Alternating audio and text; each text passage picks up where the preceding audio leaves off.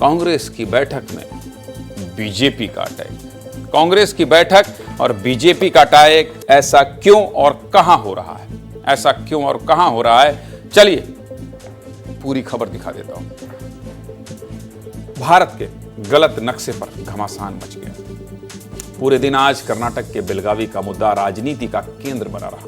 BJP Congress पर आक्रामक रही, हमलावर रही और कांग्रेस जैसे जैसे बातों को घुमा फिरा कर बचती दिखी, वो देखकर कोई भी कहेगा कि भाई साहब दाल में कुछ तो काला है। चलिए पूरी खबर बता देते हैं। दरअसल कर्नाटक के बेलगावी में कांग्रेस वर्किंग कमेटी की बैठक हुई।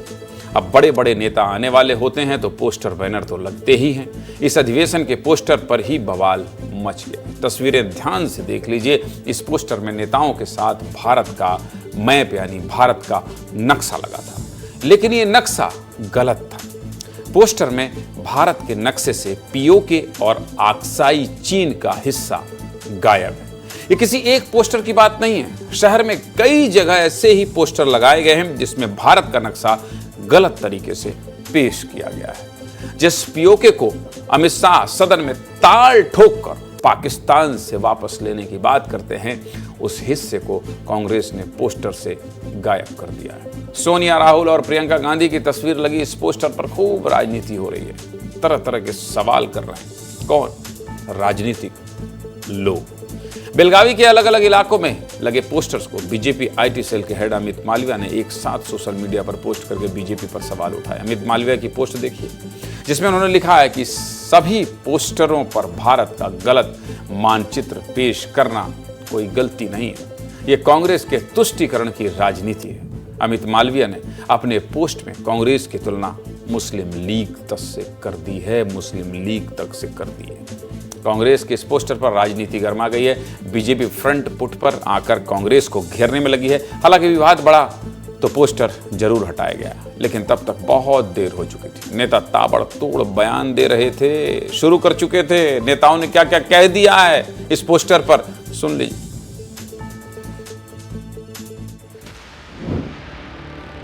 जिस भारत माँ के टुकड़े करते तुमको लाज न आई थी, उस भारत माँ की यह छवि तुमने आज दिखाई।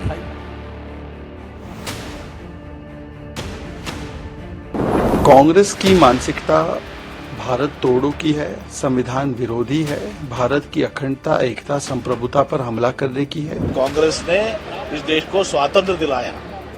ये बीजेपी वाले ने तो इस स्वातंत्र हमारा फ्रीडम स्ट्रगल में भी पार्टिसिपेट नहीं किया है लोग। This clearly indicates the mindset of the Congress party, not only in Karnataka, in the entire country. Kashmir को लेकर कांग्रेस की सदा पॉलिसी यही रही है। उन्होंने कभी कश्मीर को भारत का अंग नहीं माना। भारत को तोड़ने का ख्वाब देखने वाली ताकतों के साथ कांग्रेस के गठजोड़ की तस्वीर अब एकदम साफ हो गई। Democracy is at stake, and the BJP government is killing democracy. वो सत्ता में आ गया तो ये भारत का मैप बदल देंगे। पूरे देश को जानने की आवश्यकता है कि ये देश के हर हिस्से को दूसरे देशों को देने के चक्कर में रहते हैं। जनता पार्टी के नेताओं को रतौंधी हो गई है, दृष्टि विदोष की शिकायत हो गई है। पीओके का मामला हो या आक्साई चीन का मामला, कांग्रेस ने ही संघर्ष किया है। हमारी लड़ाई जो है विचारधारा की लड़ाई है, हम उस पर चलते हैं, वो लोग उस पर नहीं चलते। क्या सर पीओके भारत का भाग है या नहीं सर? सवाल गलत नक्शे को लेकर पूछा जा रहा था तो कांग्रेस कह रही है बीजेपी लोकतंत्र के लिए खतरा है। बीजेपी ने इतिहास भूगोल नहीं पढ़ा। नक्शे में जिस हिस्से को लेकर विवाद चल रहा है उसे भी जान लेना बहुत जरूरी है। पहली तस्वीर देखिए, मेरे बगल में सब कुछ दिखाई दे रहा है आपको। लाल रंग से रंगा ये पीओके है, जिसे 1947 में पाकिस्तानी सेना ने जबरन अपने कब्जे में ले लिया था। हालांकि भारत के विभाजन के तुरंत बाद जम्मू कश्मीर रियासत के तत्कालीन महाराजा हरि सिंह ने जम्मू कश्मीर को भारत में शामिल करवाया था। तब से भारत पीओके को अभिन्न अंग मानता आया है। वहीं पीले रंग से रंगा ये क्षेत्र अक्साई चीन का है, जिसे साल 1962 में युद्ध के दौरान चीन ने जबरदस्ती अपने कब्जे में ले लिया था। इन दोनों ही क्षेत्रों को लेकर भारत सख्त है।